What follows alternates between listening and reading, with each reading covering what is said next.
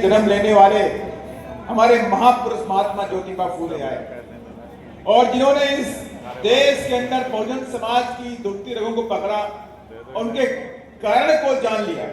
उन्होंने कहा कि विद्या बिना मति गई, मति बिना गति गई, गति बिना शूद्र के पास पैसा नहीं है, धन गया और धन गया तो शूद्र उदास हुआ और इस देश में गुलाम बना दिया।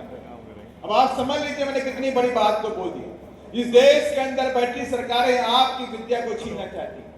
और आज जितने भी लोग इधर बैठे हुए हो या मंच के ऊपर बैठे हुए हो, इस देश में अगर आगे बढ़े हो तो संविधान और शिक्षा के दम पर आगे बढ़े हो, किसी और के दम पर नहीं बढ़े।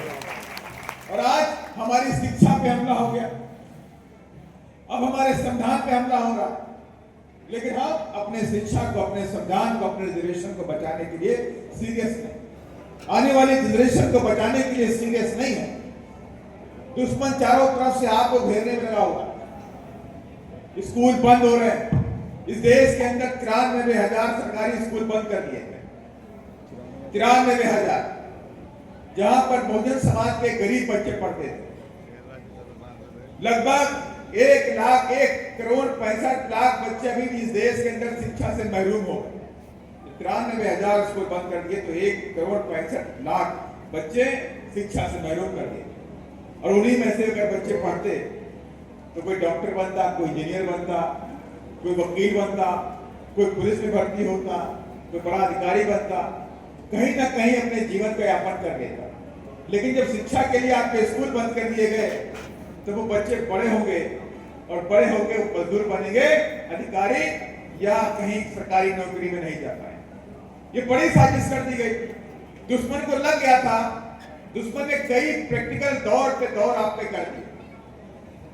पहला प्रैक्टिकल उसने 2018 में किया, जब आपके SC/ST कानून जो इस देश के अंदर गरीबों का, दलितों का, आदिवासियों का सुरक्षा कवच था, उस सुरक्षा कवच को खत्म करने के लिए इस देश में बड़ा प्रैक्टिकल कर दिया गया।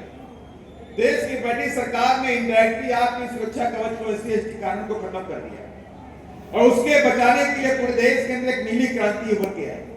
जब देश के अंदर नीली क्रांति आई, पंजाब हो, चाहे हरियाणा हो, चाहे राजस्थान हो, चाहे उत्तर प्रदेश हो, चाहे मध्य प्रदेश हो, चाहे किसी साउथ के स्टेट के अंदर भी हो, पूरे देश के अंदर नीली क्रांति बहुजनों ने अपने निकाल दी। उस नीली क्रांति में कई जाबाज वीर हमारे शहीद भी हो। मध्य प्रदेश में शहीद हुए, आपके राजस्थान के अलवर में शहीद हुए, कई सारे वीर हमारे शहीद हो गए। और उस नीली क्रांति को देखकर देश में बैठी सरकार डर गई। उसको लगा कि नीली क्रांति अगर आगे बढ़ जाएगी तो हमारी कुर्सी चली जाएगी, और वो डर करके आपके कानून को उनको वापस देना पड़ा। भले कमजोर कर दिया, लेकिन कानून को वापस देना पड़ा। उन्हें मालूम हो गया कि हम अब डायरेक्टली हम संविधान को खत्म नहीं कर सकते, हम डायरेक्टली संविधान को हम कुछ भी छू भी नहीं सकते। तो उन लोगों ने इनडायरेक्टली आपके संविधान पे हटना शुरू कर दिया। उनको लगा कि बहुजन समाज के लोग किस दम पे आगे बढ़ते हैं। पुरानी स्टडी पे उन्होंने अध्ययन किया। उनको लगा कि इस देश में बहुजन समाज के लोग आजादी के बाद बाबा साहब के अथक प्रयासों से देश में शिक्षा ग्रहण शुरू की और शिक्षा के दम पे डॉक्टर बने, इंजीनियर बने, शिक्षा के दम पे अधिकारी बने, IAS बने, IPS बने, SDM बने, तहसीलदार बने, लेखपाल बने। शिक्षा के दम पे आगे बढ़ते जा रहे। तो क्यों ना इनकी शिक्षा को खत्म कर दिया? अगर शिक्षा ही नहीं रहेगी तो इनके बच्चे आगे नहीं बढ़ सकते, तब इनके बच्चे गुलाम पैदा होंगे, तब इनके बच्चे मजदूर पैदा होंगे। और इसीलिए इन लोगों ने धीरे धीरे इस देश के अंदर 93,000 स्कूल बंद कर दिए। और 93,000 स्कूल छोटे मोटे नहीं होते। आपके हरियाणा के अंदर भी इन लोगों ने बड़ी साजिश के तहत सरकारी स्कूलों को बंद करने का काम किया। क्या लेकर किया है? चिराग योजना लेकर किया है और कहा सरकारी स्कूलों में जो पढ़ेगा उसे वजीफा नहीं मिलेगा, प्राइवेट स्कूलों में पढ़ेगा उनको वजीफा।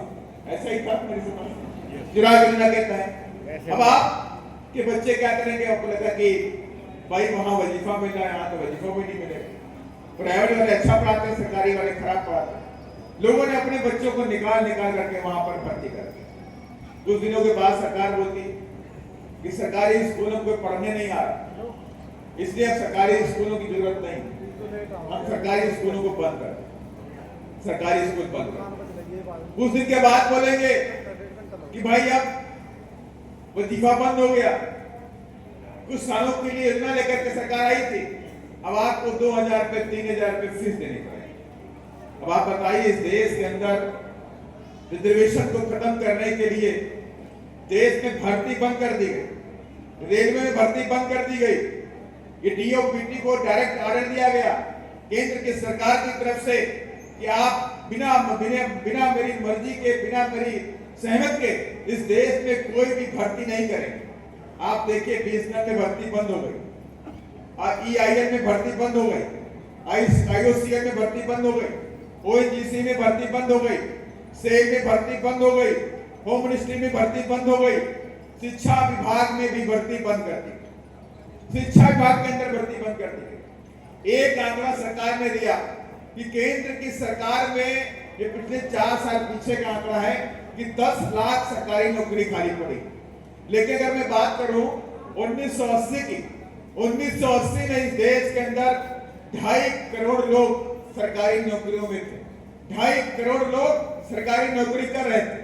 और अगर आज की मैं बात करूं 2026 की, तो 1 करोड़ 20 लाख लोग सरकारी नौकरी करते हैं मात्र। आप समझिए, 1980 में आपकी जो पॉपुलेशन होगी वो 90 करोड़ के आसपास रही होगी, 80 करोड़ के आसपास रही होगी। जब आज आप 145 से 150 करोड़ के आसपास पहुंचने वाले हैं, तब आपके पास उतनी नौकरी भी नहीं है जो 1980 के अंदर हुआ करती थी। और पॉपुलेशन के हिसाब से देख लें, सारे डाटा भी देख लें, ऑल इंडिया एम्प्लॉइज फेडरेशन का जो रिकॉर्ड है उसके हिसाब से भी देख लें, तो इस देश के अंदर आज भी 1 करोड़ 25 लाख से 30 लाख नौकरियां खाली पड़ी हैं, लेकिन सरकार उसको भरना नहीं चाहती।